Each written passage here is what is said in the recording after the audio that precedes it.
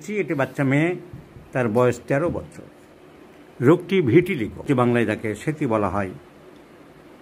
তো সেজন্য তার বন্ধুবান্ধব থাকতে পারে, এরকম নানা রকম আলোচনা হতে পারে, এই জন্য আমি দেখাবো না। ওর ফিজিক্যাল মেকআপটা আমি দেখাচ্ছি বাচ্চাটার। ও ক্লাস 7-এ পড়ে, 13 বছর বয়স্ক বাচ্চাটি, মেয়েটি দেখতে সুন্দরী, হ্যান্ডসাম। তো এই মেয়েটির ভিটিলিগো হয়েছে, ওর আরম্ভ হলো বাম দিকের কানের পিছনে। দেখো, বাম দিকের কানের পিছন দিয়ে আরম্ভ হয়েছে। এটা আমি অনেকক্ষণ ধরে আমি সময় নিয়ে দেখলাম, 1 ঘন্টা। এখানে একটা বাচ্চা মেয়ে, তার একটা লাইট পড়ে আছে, এবং আমাদের একজন হোমিওপ্যাথি ডাক্তার বন্ধু দেখছিল ইমপ্রুভ হয়নি। তাহলে আমার কাছে যখন সেখান থেকে এসেছে ফিরে, সেটা আরও দায়িত্ব বেড়ে দেয় আমার, যে মানুষটারও বড় মন নিয়ে এসছে, ওখানে হয়নি, এখানে হয়তো হতে পারে। এইটা আমাদের অনেকেই চিন্তা করে না। যখন কোনো ডাক্তারের কাছ থেকে কেস আসে, তখন সেটা অনেকটা যত্ন সহকারে দেখতে হবে। তো এই বাঁ দিকের কানের পিছন দিয়ে আরম্ভ হয়েছিল, এর কানের এই সামনের দিকেও আছে, কানের সামনের দিকেও আছে। এরপরে ডান দিকেও হয়েছে, ডান দিকেও কানের পিছনে হয়েছে, কানের সামনে হয়েছে। এর আর মুখে টুকে অন্য কোথাও খুব একটা কিছু নেই, শুধু এই 2 কানের সামনে এবং পিছনে। আর ঠোঁটের কোণে একটা ছোট্ট দেখা গেছে, এই একটা ঠোঁটের কোণে ছোট্ট দেখা গেছে একটা স্পট। তো ভালো করে দেখলাম এটা ভিটিলিগো কিনা। অনেক সময় ফাঙ্গাল ইনফেকশন হতে পারে, কিংবা ভিটিলিগো হতে পারে। বুঝবে কী করে? এগুলো প্র্যাকটিস অফ মেডিসিন, ডার্মাটোলজি, এসব নলেজ থাকার দরকার। ভিটিলিগো হচ্ছে রূপালি, সিলভারি, ট্রান্সপারেন্ট, চকচক করবে, গ্লিসানিং। আর যেটা ফাঙ্গাল ইনফেকশান, সেটা ময়লা, ধূসর, ডার্টি, অত রূপার মতন চকচক করে না। সো প্রথম অনেকগুলো পয়েন্ট আছে, আমি ইন ডিটেলস এখানে অত বলবো না। মনে রাখতে হবে যে গ্লিসানিং, একটা চকচকে ভাব থাকবে, দ্যাট ইজ ভিটিলিগো। একটু রেডিশ হতে পারে, হোয়াইটিশ হতে পারে, কিন্তু চকচকে ঔজ্জ্বল্য ভাব থাকবে, দ্যাট ইজ ভিটিলিগো। কেন ঔজ্জ্বল্য? কেন আমরা স্কিন পড়েছি, স্কিনের 2টি লেয়ার, এপিডার্মিস অ্যান্ড ডার্মিস। এপিডার্মিসের 4টি লেয়ার আছে, স্ট্রেটাম কর্নিয়াম, স্ট্রেটাম লিউসিডাম, স্ট্রেটাম গ্র্যানুলোসাম অ্যান্ড রেটি মিউকোসাম। এই 3rd লেয়ারে থাকে মেলানোসাইট স্টিমুলেটিং সেলস।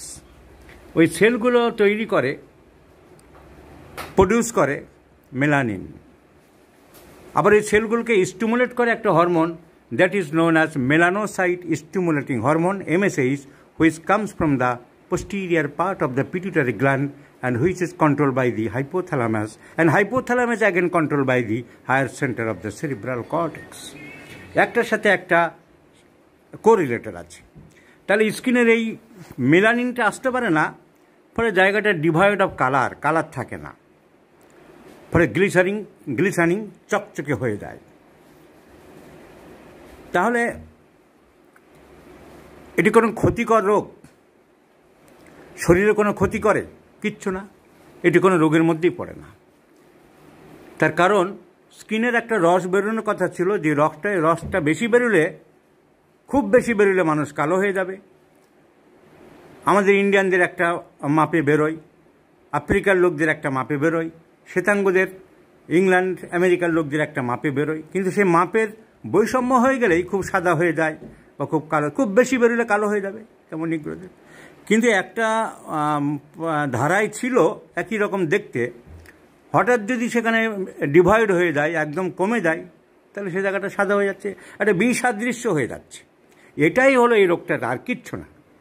এই রোগটা শুধু সোশিও ইকোনমিক বা সোশ্যাল, বিসাদৃশ্য হয়ে যাচ্ছে, দেখতে খারাপ লাগছে, মুখের ভিতরে 3-4টে স্পট পড়ে যাচ্ছে, এখানে একটু ওখানে একটু।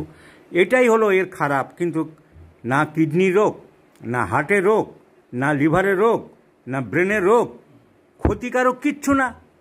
কিন্তু সর্বনাশটা হচ্ছে কোথায়? সভ্যতার খাতিরে, ভদ্রতার খাতিরে, সামাজিকতার খাতিরে, পারিপার্শ্বিকতার খাতিরে আমরা চাপা দিতে চাই, দেখতে খারাপ লাগছে। এই চাপা দিতে গিয়ে হোমিওপ্যাথদের দ্বারা অত ক্ষতি হচ্ছে না, কিন্তু অ্যালোপ্যাথিরা যে সমস্ত মলম লাগাতে দেয়, স্টেরয়েড লাগাতে দেয়, গাদা গাদা ট্যাবলেট ভিতরে খেতে দেয়, তাতেই সর্বনাশ হয়ে যাচ্ছে। লিভারের 12টা বাজছে, কিডনির 12টা বাজছে, হয়তো দেখা গেল যে ভবিষ্যতে ক্যান্সার তার জন্য দায়ী। Hepatic cancer, gastric cancer, kidney damage, chronic kidney disease তার জন্য হয়ে যাচ্ছে। যদি চিকিৎসা না করা হতো, কোনো ব্যাপার ছিল না, এটা কোনো রোগই না। কিন্তু এই রোগ সারতে গিয়ে, ঢাকতে গিয়ে, সরাতে গিয়ে কিডনির, হার্টের, ব্রেনের রোগ হয়ে যায় মানুষের। দৃষ্টিকটু জিনিস, ওই যে বললাম সামাজিকতার ব্যাপার। এটা সমস্যা হচ্ছে এটাই, এইটা সারাতে গিয়ে বহু লোকের বহু ক্ষতি হয়ে গেছে। তাহলে প্রথমে আমি যে জিনিসটা দেখালাম, আমরা একটা সিমটম কী পেলাম? সিমেট্রিক্যাল অ্যাফেকশন, দুই দিকে একই জায়গায়। এটা কিন্তু সিপিলাই নামের একটি সিমটম, সিমেট্রিক্যাল অ্যাফেকশন। কিন্তু ভিটিলিগোর একটা কমন সিমটম হলো সিমেট্রিক্যাল অ্যাফেকশন। ভিটিলিগো সাধারণত বেশিরভাগ ক্ষেত্রে সিমেট্রিক্যাল হয়। তাই আমি বলেছিলাম কোনো কোনো সিমটম কোথাও আনকমন সিমটম, কোথাও কমন সিমটম। একটি মেয়ের দাঁত যদি দুই দিকে একই জায়গায় হতো সেটা সিমেট্রিক্যাল, কিন্তু ভিটিলিগো সেটা আনকমন। কিন্তু ভিটিলিগো সাধারণত ঠোঁটের এই কোণে হলে অন্য কোণে, ডান হাতের যেখানে এলবো জয়েন্টে হলে বাম হাতে এলবো জয়েন্টে, এটা দেখা গেছে। So vitiligo symmetrical is a common symptom, তাই এর দাম আমরা দেবো না। ওর ছোটোবেলায় একটা রেসপিরেটরি ডিস্ট্রেস ছিল, এখনও মাঝে মধ্যে খুবই কম হয়, কিন্তু আগে ছিল। সর্দি কাশি, বাচ্চা খেলাধুলো করে আসলে প্রায় সর্দি কাশিতে ভুগত, মাঝ রাত্রের দিকে সর্দি কাশি ওর লাগতো। এই একটা, তার জন্য ওর বহুদিন অ্যালোপ্যাথিক চিকিৎসা চলেছে। হতে পারে যে ওই সব অ্যালোপ্যাথিক ওষুধগুলোর সাইড এফেক্ট থেকে এটা হতে পারে। অ্যালোপ্যাথিক প্রত্যেকটা ওষুধের সাইড এফেক্ট আছে। সেই সময় যদি হোমিওপ্যাথিক চিকিৎসা করা যেত ওই সর্দি কাশি সারানোর জন্যে, হতে পারে ওর এই রোগটা হতো না।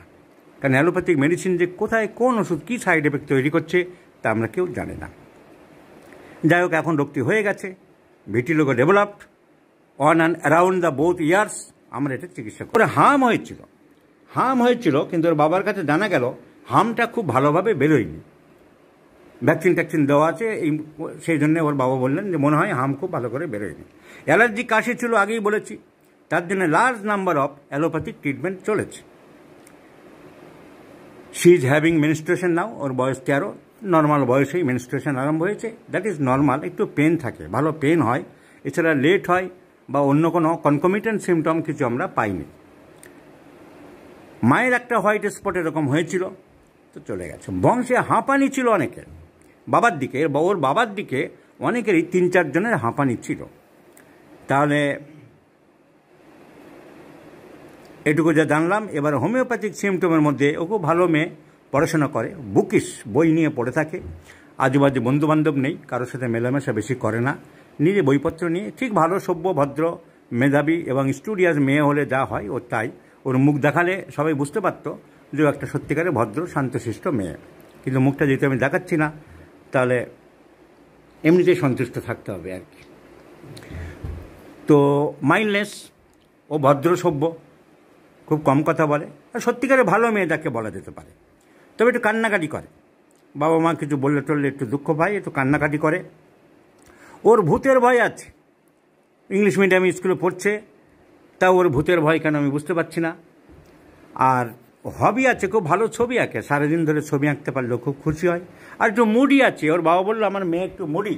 হ্যাঁ, মুখটা দেখাতে পারলে খুব ভালো হতো, কিন্তু দুঃখিত দেখাতে পারলাম না, মেয়েটি মুডি। এই ভালো, এই খারাপ, এরকম সিমটম ওর বাবা বলেছে যে। আর কোল্ড ড্রিঙ্কস খেতে ভালোবাসে, আইসক্রিম একটু ভালোবাসে। শীত গরমের মধ্যে ততটা কিছু বোঝা গেল না, তবে তুলনামূলকভাবে ও বলছে যে একটু শীতটা বেশি কষ্ট পায়, গরমেও কষ্ট পায়, তবে শীতে একটু বেশি কষ্ট পায়। তাই তো বলেছ?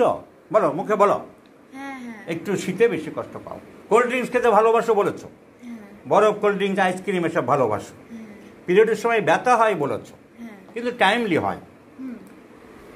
আর এই সিমটম আছে। So my choice of prescription is pulsatilla. Pulsatilla is the choice of drug. সভ্য, ভদ্র, শান্তশিষ্ট মেয়ে। ওর বাবাই তো পালসেটিলা সিমটম সব বলে দিল। Moody, চেঞ্জেবিলিটি। Moody means changeability. So changeability is the main symptom of pulsatilla. No two stools alike. No 2 times fever alike. So mood changeable. শান্তশিষ্ট ভদ্র মেয়ে, mildness, weeping disposition, cold drinks, ঠান্ডা জিনিস খেতে ভালোবাসে, ভূতের ভয় আছে। সো এবং হাম ভালো করে বেরোয়নি। ব্যাড এফেক্টস অফ মেজেলস যদি আমরা ভেবে থাকি পাস্ট হিস্ট্রিতে, ওর হাম ভালো করে বেরোয়নি। ওর বাবা মনে করেছে যে ভ্যাকসিন ট্যাকসিন আজকাল দেওয়া আছে বলে সেই মতো মনে হয় ভালোভাবে হয়নি। But it may be, as per our opinion, there may be suppression of measles. হাম ঠিক মতো বেরোয়নি। And bad effects of measles, pulsatilla is one of the important medicines. So, considering the temperament, the mildness, the weeping disposition, fear of ghost, fear of darkness, moody or changeable mood, desire for cold drinks and ice cream,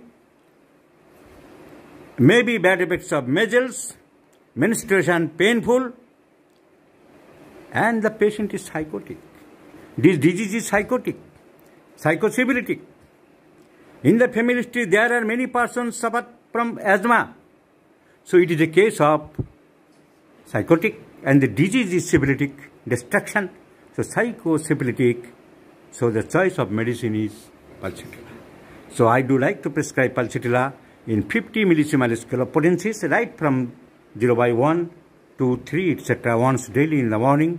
Let's see the result.